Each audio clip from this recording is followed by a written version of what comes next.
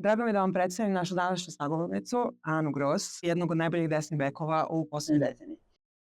Mislim da će nam Anino svedočenje pogotovo danas pomoći, zato što je Ana u svojoj karijeri do sada igrala, ispravit ćeš me, u 4 različite zemlje, 5 sa Slovenijom. Da. Tako, i nadam se da će tvoje svedočenje pomoći svim sportistima koji se odluče na korak da odu i odigraju inostranstvo. Tako je, mislim, dobro snašla. Drago mi je da sam sa tobom i nadam se da ću da pomognem malo. Hvala. Mojim iskustvom. Hvala. Htjela sam da te, prvo pitanje bi bilo definitivno vezano za tvoj prvi odlazak u inostranstvo. Šta misliš da je recimo bio okidač i kako je to konkretno uticalo taj odlazak u inostranstvo na tvoju motivaciju kao sportista?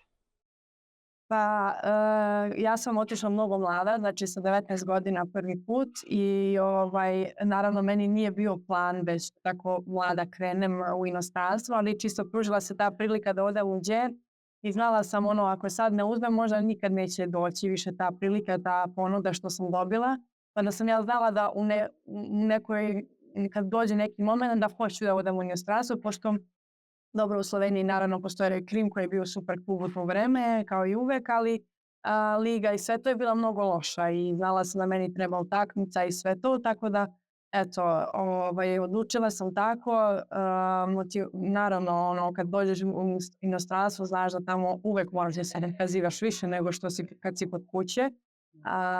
Tako da bilo je teških trenutaka, ali motivacija naravno kad igraš pored nekih takvih igračica kao što sam ja u to vreme u Đeru, motivacija je svaki dan bila na top nivou, hoćeš da se dokazuješ svaki dan, igraš pored Danite Gorović, Eduarda Amorim i tako da stvarno motivacije nije falilo i svaki dan kad sam otišla na trening bila sam mnogo srećna da mogu da treniram sa takvim igračicama i da učim od njih.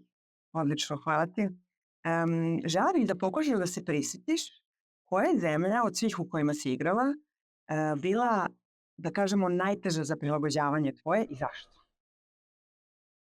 Iskreno. Da, svaka zemlja je bila malo specijalna da kažem, zato što svaki put kad zameniš zemlju ili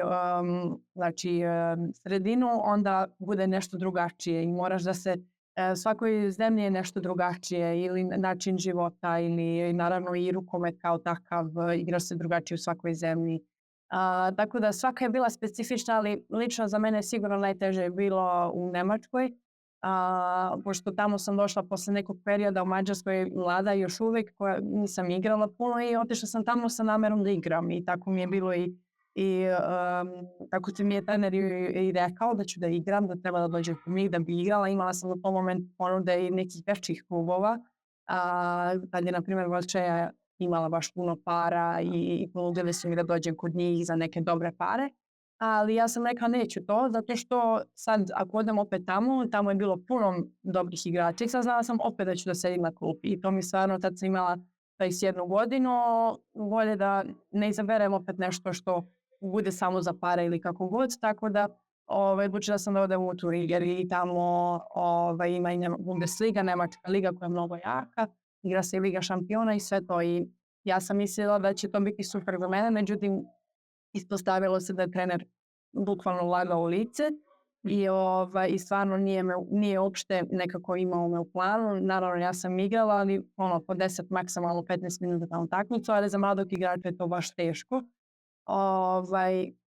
Trenirala sam dobro, onda sam ga više puta i pitala zašto, on nije ni znao da mi da neki razlog, nego čisto on je imao tih svojih 7 igračica i tako je bilo i morala sam to da prihvatim. I tad je stvarno bilo da kažem najteži period u mojoj karijeri, pošto sam već preispitivala sve, da li uopšte želim još da igram rukomet, pošto uopšte bila mi je muka i da i odem na trening i sve to. Naravno, svaki dan sam sebe terala, ajde moraš, bit će bolje. I posle prve godine on je meni obećavao da će u druge biti bolje, međutim to je opet došla neka druga igračica koja je opet igrala ispred mene. Čak i nije bila levoruka ni ništa, nego sa desnorukom na desnom beku i onda ti još teže. Ali hvala Bogu, posle, da kažem, godinu i po dana, onda je Mec tražio desnog beka i onda su pustili i otišla sam tamo i tamo se sve onda otvorilo. Ali ja sam uvek rekla da se nije desio taj period u Nemačkoj, ja sigurno ne bi bila gde sam. i zahvalna sam za taj period. Bilo je mnogo teško, ali znam da sam zbog tog perioda i porasla kao osoba i kao igračica i sve, tako da iako je bilo teško, trebala sam da se, kako da kažem, snalazim u toj situaciji, da nađem motivaciju, da iako je bilo tih nekih momenata kada nisam htjela, kada sam htjela samo da odem kući, ali evo, zahvalna sam da nisam i da sam nastavila i evo, to me je dovelo do danas. Odlično, prelepa priča. Šta misliš da je bila stvar na koju nisi ni malo bila pripremljena kada si počinjala svoju inostranu karijeru? Nešto čemu se uopšte nisi nadala, a što je recimo moglo definitivno da utiče na tvoje igračko samopouzdanje, osim recimo tog aspekta neigranja, što je jako važno kad si profesionalac. Šta misliš da je recimo nešto vezano za kulturni šok, što uopšte nisi očekivala i što je to onako baš izbacilo iz svoje zone komfora? Da, dobro pitanje. Svakoj zemlji je sigurno bilo nešto, na primjer, da kažem, najveći kulturni šok sam možda doživjela kad sam otišla u Rusiju, jeste da sam tamo bila samo 8 mjeseci i već sam tad bila iskusni igrač i to je ipak bilo malo drugačije, ali pošto je tamo stvarno drugačija kultura, i što se tiče rukometa i svega i stvarno kad sam došla tamo bilo sve drugačije nego što sam bila navikla, da kažem, u Europi, u stvari u drugim zemljama. Ali opet mi je to bio neki challenge, ja volim da probam neke nove stvari, zbog toga sam i odlučila da odem tamo, zato sam htjela da vidim malo kako je tamo, kako je Moskva kao grad i sve to, i ako je trajalo kratko, mislim, meni je bilo tamo stvarno dobro.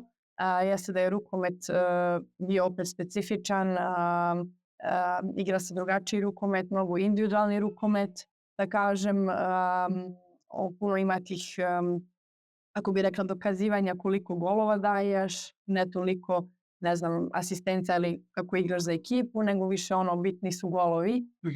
To sam nekako tamo iskusila i bilo je iskreno malo onako ok, dobro, to je nešto što nisam navikla, ali opet nešto novo naučiš i eto, mislim, i taj period mi je bio, iako je bio kratak doba, mislim, zahvala sam za taj period i eto, naučila opet nešto novo i kako god, bilo je sve ok.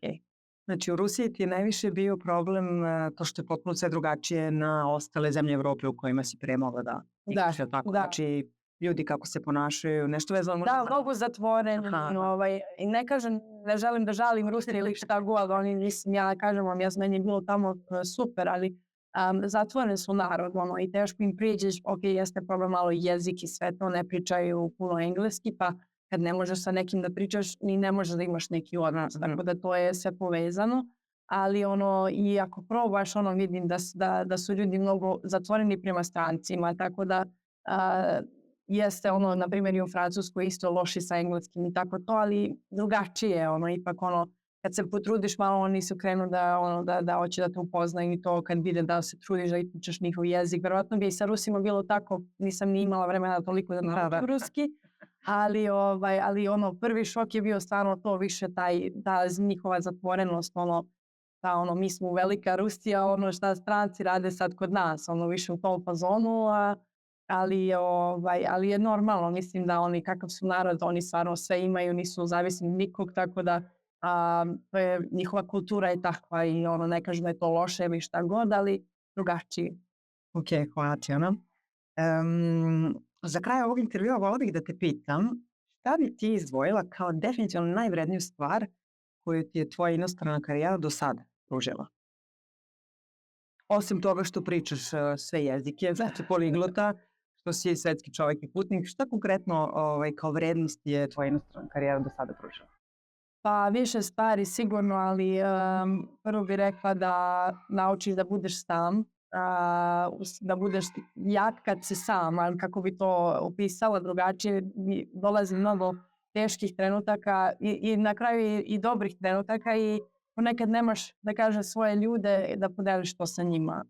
Jeste zove, hvala Bogu, sad ima telefona, FaceTime, sve to stoji, ali drugačije je kad imaš svoje ljude pored sebe i kad budeš tih teških trenutaka, ti dođeš posle treninga, ne znam, umoran, nešto nisi dobro trenirao ili posle takmice nisi dobro odigrao i moraš da sedeš kući na kauči sad sa svojim mislima i stvarno ponekad to bude baš teško i na primjer meni još uvijek sad kad pričam sa mamom i to meni su nedelje najviše teško padale zato što uvijek bude taj dan posle takmice kad si sam, kad treba da provodiš vreme sa porodicom, kad sedneš, imaš ručak zajedno i šta god i tu si sam i mislim da naučiš da budeš sam, jeste teško, ali nekako ja mislim da te to baš ojača kao osobu i naravno imaš prijatelje, druži se sa igračicama, sve to okej, ali tvoji ljudi su tvoji ljudi, porodica je porodica, to ne može da se uporedi ni sa čim.